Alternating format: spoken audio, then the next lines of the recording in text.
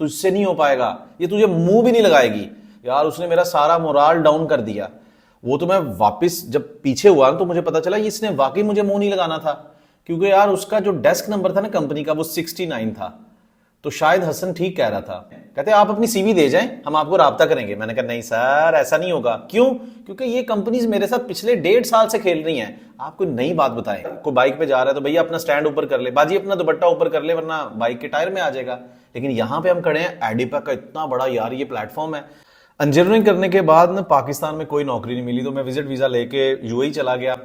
अभी 3 महीने का विजिट वीजा होता है, उसमें से 2.5 महीने गुजर चुके थे। मजाल है किसी कंपनी ने राब्ता किया हो, कहीं से हायरिंग रिक्रूटमेंट की कोई मतलब मिस कॉल भी आती है ना, वो भी नहीं आई। अब यार 2 हफ्ते बाकी हैं, मैं दुआ कर रहा हूं यार वापस पाकिस्तान अगर जाना पड़ गया बगैर नौकरी के तो किस मुंह से जाएंगे। हाँ, अब एक दिन ऐसे ही मैं लिंक्डइन यूज कर रहा था, लिंक्डइन के ऊपर ऐसे ही एक एडवर्टाइजमेंट चल रही थी। एडिपैक एक बहुत बड़ा फेस्टिवल होता है यूएई के अंदर, ये काफी सारी जो मल्टीनेशनल कंपनीज हैं, दुनिया की टॉप कंपनीज वहां पे आके अपने टेक्नोलॉजी प्लेटफॉर्म को डिस्प्ले करती हैं। रिक्रूटर्स भी आते हैं, हायरिंग अथॉरिटीज भी आती हैं। तो एक अपॉर्चुनिटी थी वहां पे जाके अब अप्लाई करते हैं। मेरा उन दिनों में एक दोस्त भी आया हुआ था, अपने गांव का ही बडी था, आईटी ग्रेजुएट था, हसन। वो भी अबू धाबी आया हुआ था। मैंने कहा यार ये इस तरीके से 2 हफ्ते रह गए हैं, तो कल ये अबू धाबी के अंदर एक बहुत बड़ा फेस्टिवल है, चलते हैं अपनी अन्य वहाँ सीवियां लेके चलते हैं और हर कंपनी के अंदर अप्लाई करेंगे। कहता ठीक है। अगले दिन भैया हम पहुंच गए दुबई में। दुबई में एक स्पॉट है जहाँ पे प्राइवेट टैक्सियां चलती हैं, ठीक है। वहाँ पे 5-5, 6-6 पैसेंजर इकट्ठे करके वो अबू धाबी के लिए लेके जाते हैं। हम चले गए, एडिपैक पहुंचे। जैसे ही एडिपैक के अंदर हम लोग एंटर हुआ ना, यार क्या मल्टीनेशनल कंपनीज का माहौल था। कारपोरेट माहौल नहीं जिसे बोलते, लड़के लड़कियां, गोरे गोरियां, मतलब यार मतलब 1 मिनट के लिए तो दिल खुश हो गया। फिर ख्याल आया यार हम तो नौकरी ढूंढने आए हैं। अब यार जिस बैकग्राउंड से हम लोग आए थे, इंजीनियरिंग यूनिवर्सिटी, वहां पे तो लड़कियां ना होने के बराबर होती है। अगर किसी लड़की से खुदा ना खास्ता ना चाहते हुए कभी बात हो भी जाए, अभी लड़की तक बात नहीं पहुंचती, पहले उस डिपार्टमेंट के डीन तक बात पहुंच जाती है और आपको बुला लिया जाता है और आपके ऊपर इस तरह के एलिगेशन लगाए जाते हैं, भैया आपने किस तरह से जुर्रत की इस लड़की से बात करने की, आपको शर्म नहीं आती।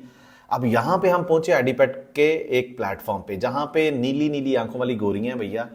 आज दिल की सारी बढ़ास निकालने का दिल कर रहा था कि आज सारी इंग्लिश बोल डालूंगा यार, सारे सेंटेंस, सारे टेंस, सारी वर्ब, सारी फॉर्म लगा दूंगा यार, मैं इनसे बात करूंगा। बस यार स्टोरी को आगे बढ़ाने से पहले मैं आप लोगों से ना एक क्वेश्चन करना चाहता हूं, वो ये कि अगर आपको एक मौका दिया जाए, मतलब एक अजनबी शख्स रास्ते में आपको मिल जाए, तो आप मैक्सिमम उससे क्या पूछ सकते हैं?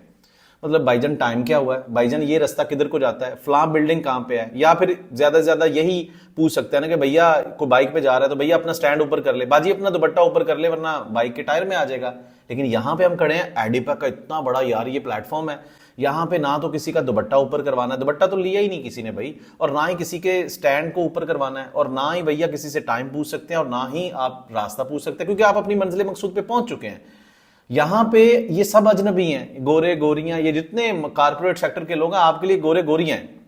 कितना बुरा लगता है यार बेकारियों की तरह उनसे कहना कि sir I am graduate engineer, I am jobless, I am poor guy, I came here specially from Pakistan to hunt job, please give me job sir, please please give me job. मतलब मेरे लिए बहुत चैलेंजिंग था यार, लेकिन किया हमने भाई कोई कसर नहीं छोड़ी।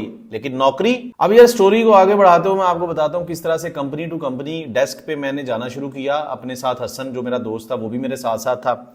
स्कॉटिश कंपनी की जो एचआर थी ना, उसकी आंखें बड़ी प्यारी थी, नीली नीली आंखें होती हैं लोगों की। मैंने कहा यार नौकरी मिले ना मिले, इससे एक दफा बात करनी है।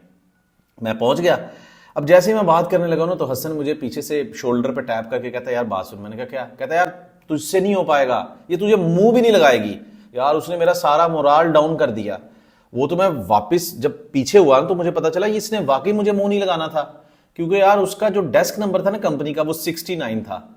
तो शायद हसन ठीक कह रहा था। मैंने यार फिर उससे बात नहीं की, मैंने कहा इसने मुंह तो लगाना नहीं है।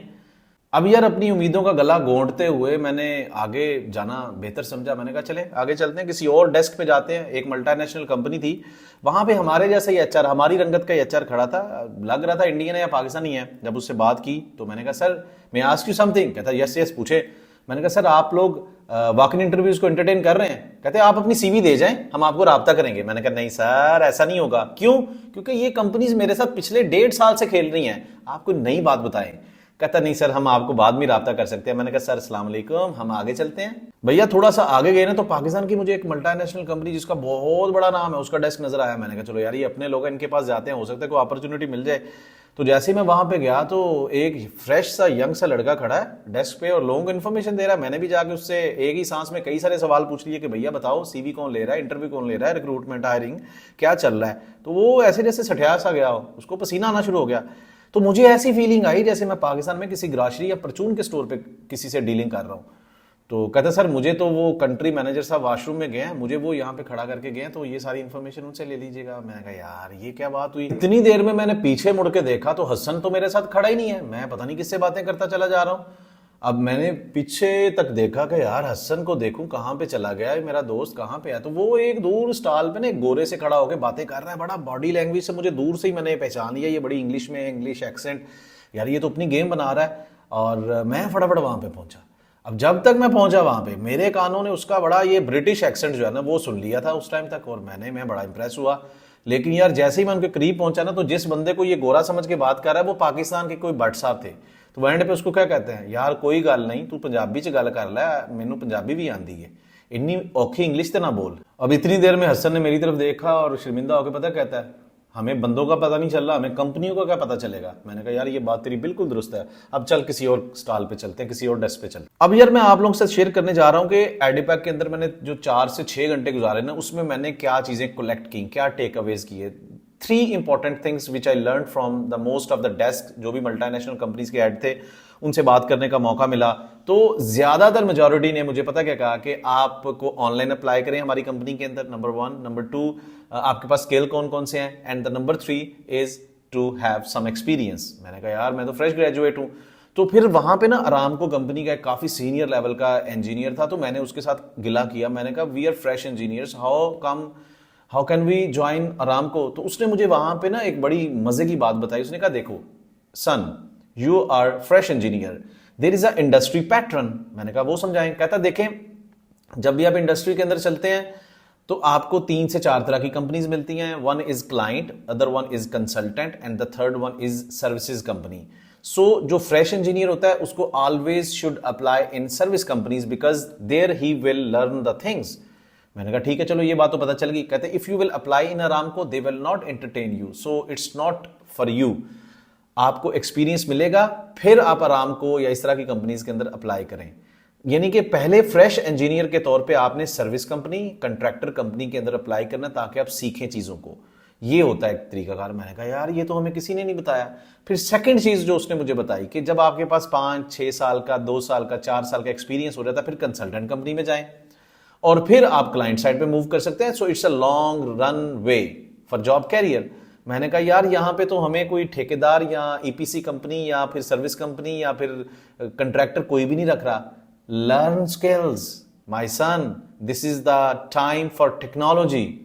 मैंने कहा भैया अपना कार्ड दे दो मैं आपको कॉल करूंगा। कहता है हाँ अरामको के अंडर काफी कंपनीज हैं, I will forward your CV. मैं कहा ये हुई ना बात, ये बंदे ने सही तरीके से मुझे गाइड भी किया और फेवर भी दी। बहरहाल ये अलग बात है मेरी उसके थ्रू नौकरी हुई या नहीं हुई, लेकिन एक बात मैंने रियलाइज की कि स्किल्स की भाई बड़ी इंपॉर्टेंस है। जो बंदा भी मुझे डेस्क पे मिल रहा था अच्छी कंपनी का वो मुझे पहले ये पूछ रहा था do you know this software, जो उस कंपनी की डिमांड थी भैया।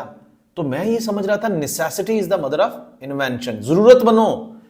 अगर मैं वहां पे झूठ कह दूं कि हाँ मुझे ये सॉफ्टवेयर आता है तो वो वक्ती तौर पे मेरी सीवी रख लेंगे, शायद मुझे शॉर्टलिस्ट इंटरव्यू में भी डाल दें, लेकिन भैया लॉन्ग रन के अंदर मेरे लिए वो चीज सूटेबल नहीं होगी, मुझे वो चीज सीखनी पड़ेगी। तो स्किल्स की इतनी ज्यादा डिमांड है, स्किल्स आपको एक्सपीरियंस के ऊपर वैल्यूएबल करवा देते हैं।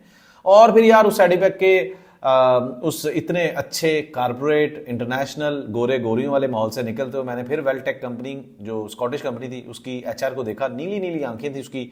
अगर आप भी एक जॉबलेस इंजीनियर और सोच रहे हैं नियर फ्यूचर के अंदर आप यूए के अंदर जाके जॉब हंटिंग करेंगे या ऑलरेडी यूए के अंदर हैं और जॉब हंटिंग कर रहे हैं और स्किल नहीं सीख रहे, तो भैया आप सब कुछ वेस्ट में कर रहे हो।